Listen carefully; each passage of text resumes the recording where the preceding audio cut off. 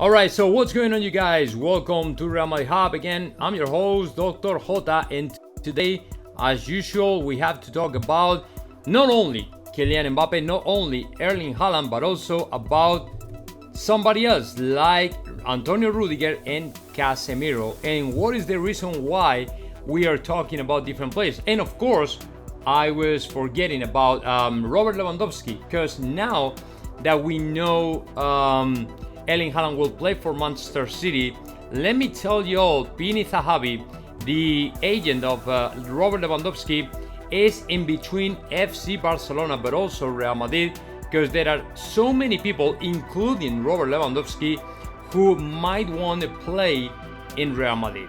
And that is not a secret that Robert Lewandowski has been trying and pushing hard to play in Real Madrid the last years of his career, right? So we still don't know what is going to happen. My honest opinion about it is pretty much, I don't think Real Madrid is really interested in Robert Lewandowski. This is something that is coming out from his side, especially his agent, Pini Zahavi. But I don't think Real Madrid is really interested in signing the Poland player, okay? So it is pretty much the same situation with Paul Pogba. As you know, Paul Pogba has been, way attached to Real Madrid, to a possible Real Madrid transfer over the last 5 years, but it never happened. And in my opinion, it will never happen, okay? This is something that might be Paul Pogba is really interested in playing for Real Madrid, but not the other way, right? So it is pretty much the same situation. That is as far as Robert Lewandowski. Let me tell you though, everything can happen in soccer, right? So nobody knows exactly what is going on or what is going to happen. And we have seen it with Erling Haaland. We all were like accepting the fact that Erling Haaland was going to play in Real Madrid, and then all of a sudden, overnight, we learned he will play for Manchester City. So everything can change in just within 24 hours, right?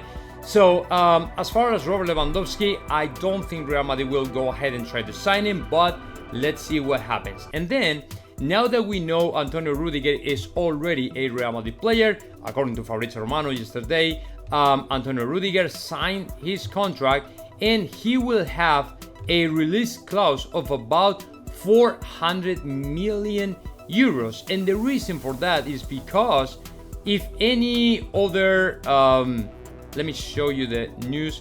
If any other club, these super powerful clubs from the Middle East like PSG, Manchester City, or Chelsea want to try to sign a player like Antonio Rudiger, I don't think Chelsea is going to buy back to Antonio Rudiger.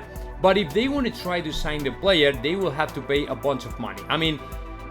I think that this kind of super high release clauses is because it's only for players that Real Madrid wants to keep whatsoever, right? Like for example, Vinicius Jr. or players like Rodrigo or maybe Benzema or players like that. Otherwise, doesn't make any sense. Because if you want to, for example, say that a player wants to quit, wants to leave Real Madrid, they will always be willing to negotiate with the player and lower a little bit that price so the player can be released and can go and play whatever he wants, okay? So it's another detail from the contract of Antonio Rudiger, already a Real Madrid player. He signed the contract until 2026.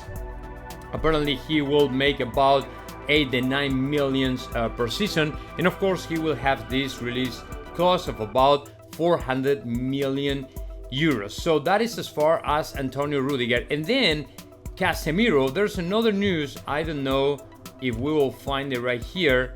Regarding to Casemiro, we learned from UOL Sporte, it's a newspaper in Brazil, very popular, and they claim actually that there are a bunch of teams. Yeah, here we go. There are a bunch of teams, including PSG and Juventus de Turin, interested in signing Casemiro for the next season. And apparently they're pushing hard. But Real Madrid is not interested in selling the player, is not putting the Casemiro in the market, so I don't think that we should be concerned about the Brazilian player. And to me, he will play for a little while more in Real Madrid. He still has contract, and like I said, there's no concern regarding to the future of Casemiro. And if you take a look the other day when we played against the Manchester City, the first game, we really missed the Casemiro a lot, right? So when we came back, when we played back against Manchester City in Madrid and he was there, to me it was peace of mind for Ancelotti, because he still is able to do the things that any other player in Real Madrid right now can do. And it's a very valuable thing, because when it comes to stop the rivals, to me Casemiro is still undisputable, and of course it's a player that we have to have in the starting 11 every single game. So there's no there shouldn't be any concern regarding to Casemiro. He will stay for sure in Real Madrid. And now let's move on and let's talk about Erling Haaland. I cannot play this segment from El Chiringuito where Miguel Gutierrez, for all those of you who don't know Miguel Gutierrez is a journalist from, he's a kind of Spanish-German journalist, and he covers normally the information from Borussia Dortmund because he lives in Dortmund. He has been, attending all the Dortmund games since he was 9 years old or something like that.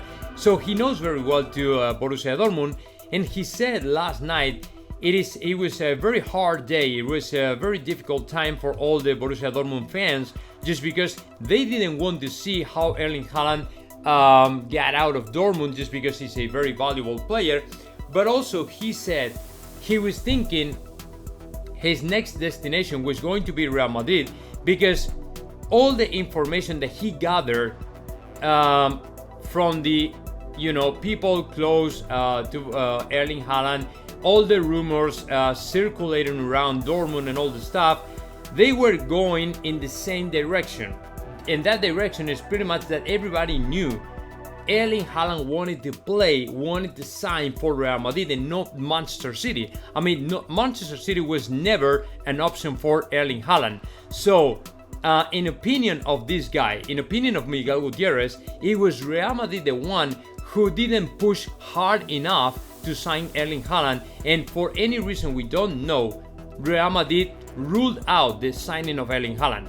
Whether the injuries, whether the salary or the commissions, whatever it is, he doesn't know.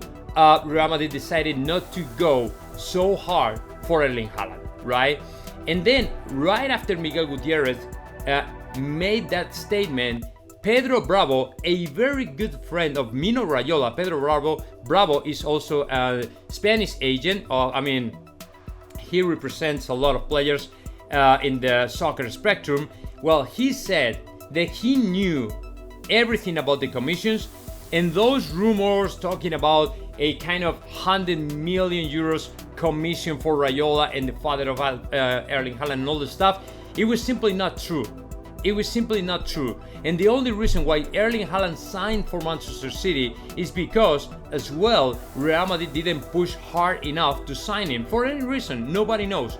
But Erling Haaland's first choice, Erling Haaland's first option was Real Madrid. And to me this is very important, because a lot of people came up to me saying, why you have been saying all the time that Haaland was going to play for Real Madrid, when what we have seen is that he already signed with Manchester City. And my defense is pretty much that Erling Haaland wanted to play for Real Madrid, because I had that information from Edu Cornago and others, and all the Spanish and newspapers and media and journalists are claiming the same thing, exactly the same thing. The only journalist I know who is not defending this position, it is Fabrizio Romano. For him, Erling Haaland decided Manchester City because the project, it was better than Real Madrid, which is completely unbelievable. Unthinkable to me, right? But that's it. And then as far as Kylian Mbappe, let's move on and let's talk about Kylian Mbappe. The latest news that we have, in the most important news, it is this. Let me show you all. yeah, the dates that according to La Gazzetta dello Sport we will have to cross in the calendar, because apparently next Sunday, if he doesn't say anything, we will know by the end of the season which destination is going to be his next club. And for them, for La Gazzetta, if he doesn't say anything ahead of May the 15th, he will play for Real Madrid and he will be announcing this move by the end of the season. On the other hand, if Kylian Mbappe says something ahead of May 15th, it's gonna be that he has renewed his contract with Paris Saint-Germain, right? And then right after that, he will be with the rest of the squad in Qatar for a kind of stage that, because apparently they are traveling to Qatar for any reason, they will probably have some practices there and exhibitions and you know, events and all the stuff. But let me tell you what, there is a trophy delivery of the French La Liga, the French League, next Sunday, next 15th of May. And for that event, for Kylian Mbappe, it is expected to be there saying something, okay?